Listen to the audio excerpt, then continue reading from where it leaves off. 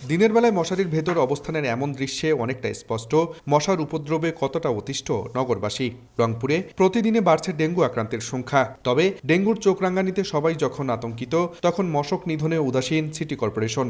প্রায় 18 কিলোমিটারের এই শ্যামাসুন্দরী খাল এখন মশা উৎপাদনের কারখানায় পরিণত হয়েছে। মশাবাহিত বিভিন্ন রোগ জীবাণু থেকে রক্ষায় যে খাল খনন করা হয়েছিল, সেই খালই এখন দীর্ঘদিনের দখল আর দূষণের কারণে নগরবাসীর গলার কাঁটায় পরিণত হয়েছে। নগরবাসীর অভিযোগ, দীর্ঘদিন সংস্কার না করায় শ্যামাসুন্দরী খালসহ ড্রেন ও জলাশয়গুলো ডেঙ্গুর প্রজনন ক্ষেত্রে পরিণত হয়েছে। এছাড়া মশক নিধনে ছিটানো ওষুধের কার্যকারিতা নিয়েও প্রশ্ন তুলেছেন তারা। সারাক্ষণ তো মশারির ভেতরে থাকা যায় না, সম্ভব না, কিছু না কিছুর জন্য তো বের হতে হয়। আর এত মশা ভয়াবহ যে বলে বোঝানো যাবে না। খেলাধুলা করতে পারি না হচ্ছে ইয়ার জন্য, মশার জন্য। যে স্প্রেটা করে এটাতে যে খুব বেশি মশা মরে তাও মনে হয় না, শুধু একটু গন্ধই ছড়ায়, এটুকুই বুঝতে পারি। তবে সিটি কর্পোরেশনের দাবি, প্রতিটি ওয়ার্ডে ফগার মেশিন ও স্প্রে দিয়ে মশার ওষুধ ছিটানো হচ্ছে।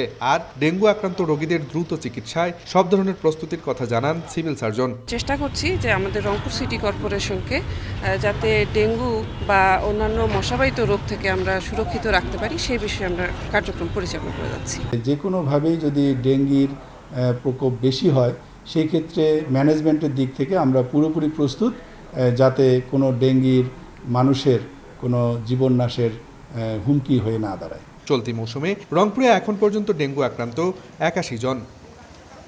আব্দুর রশিদ জীবন, সময় সংবাদ, রংপুর।